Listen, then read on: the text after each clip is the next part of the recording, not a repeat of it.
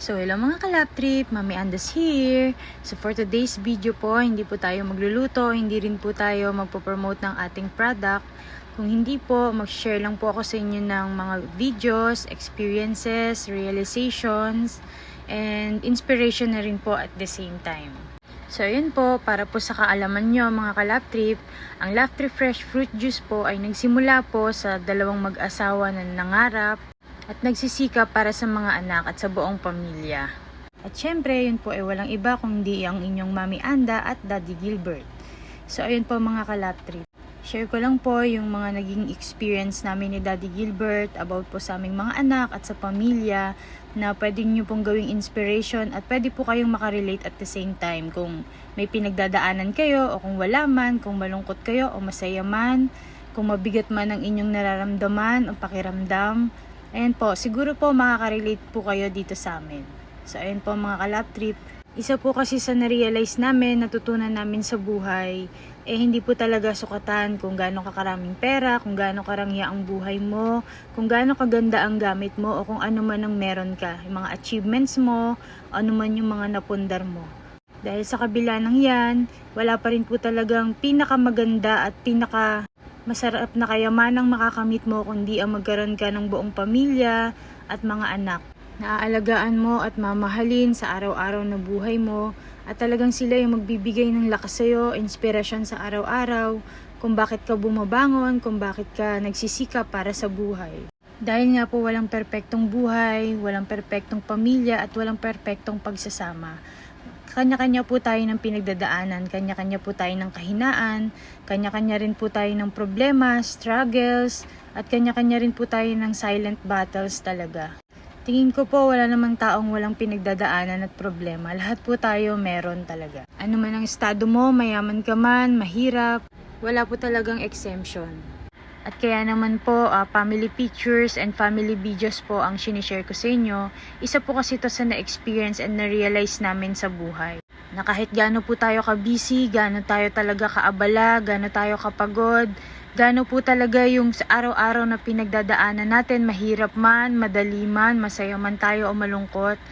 Wag na wag po talaga tayong mawala ng oras para sa ating mga anak, sa ating pamilya. Gaano man po kataas yung pangarap natin para sa mga anak natin. Ang pinakamahalaga po talaga is yung hindi natin sila mapabayaan. Yung talagang mabigyan natin sila ng oras, pagmamahal, pag-aalaga, malasakit, lahat-lahat po talaga kailangan nila, lalo po pagbata pa sila. Kami po kasi ni Daddy Gilbert, dahil sa sobrang kaabalahan namin, sobrang sipag talaga namin pagdating sa trabaho, halos gawin naming araw ang gabi. Huwag lang namin sila mapabayaan sa material. Mabigay lang namin lahat ng gusto nila, lahat ng gamit na gusto nila, lahat ng meron sila.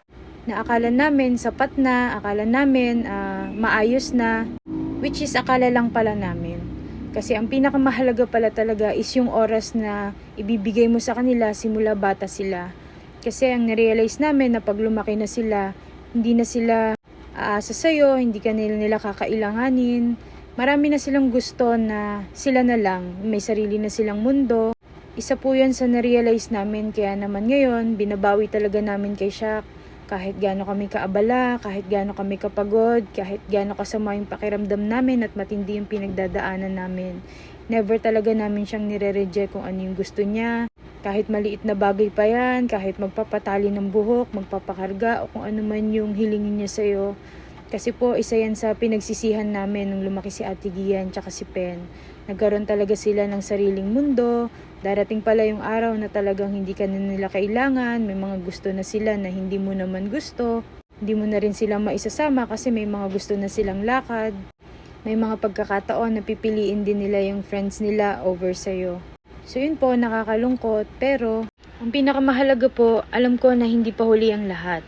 Kaya naman, pinagpapasalamat talaga namin sa Diyos, hindi lang yung mga blessings niya sa amin. Pinagpapasalamat din namin yung mga bagay na nangyayari sa amin, yung mga struggles na dumarating sa amin. Kasi doon namin nare-realize lahat kung gaano kami nagkulang sa mga anak namin, kahit gaano kami kasipag at kasikap sa trabaho, mabigyan lang sila ng magandang buhay, na hindi sapat kasi hindi talaga yun ang tunay na kailangan nila. Ang kailangan talaga nila is yung magulang na nandyan lagi sa tabi nila, Nararamdaman nila yung pagmamahal, malasakit, pag-aalaga, yung oras na na-miss namin kila Ate Gian at saka kay Pen, na talagang ibinabawi namin kay Shaq ngayon. At the same time, binabawi din naman namin sa kanila. Yun nga lang, ang pagsisisihan mo is hindi mo na mababalik yung oras, yung mga panahon na talagang bata sila. Kaya naman po, sinishare ko sa inyo to kasi very emotional talaga ako, naiiyak talaga ako pag nagbo-voice over ako kasi talagang naaalala ko yung mga panahong sobrang abala namin ni Daddy Gilbert na hindi na namin sila napapansin, na may mga gusto sila, lagi namin talaga silang nire-reject. Na pag lumaki sila, ikaw naman ang ire-reject nila kasi yun yung naranasan nila sa'yo. Kaya nga mga kalap trip, mga kamami, mga kadaddy, habang hindi pa huli ang lahat, matuto tayong bumawi sa mga anak natin. Yung akala natin istorbo lang sila pero napakalaking part pala sa kanila yon, yung gusto sila na maliit na bagay lang para sa atin pero napakalaking bagay pala sa kanila. Malaking part sa buhay nila yung namimiss natin. Kaya gaano man po kabigat yung pinagdadaanan o pagdadaanan natin, lagi po nating piliin na mapasaya yung mga anak natin. Bigyan sila ng oras, pagmamahal, pag-aalaga, at iparamdam po talaga natin na lagi tayong nandyan para sa kanila. Kasi yun po talaga yung tunay na kayamanan. Napakahalaga po na tanggapin natin kung ano yung sitwasyon natin ngayon at lagi po tayong magpasalamat sa Diyos at lagi po nating piliing maging masaya. Thank you for watching mga kalap trip. God bless to all. Bye-bye!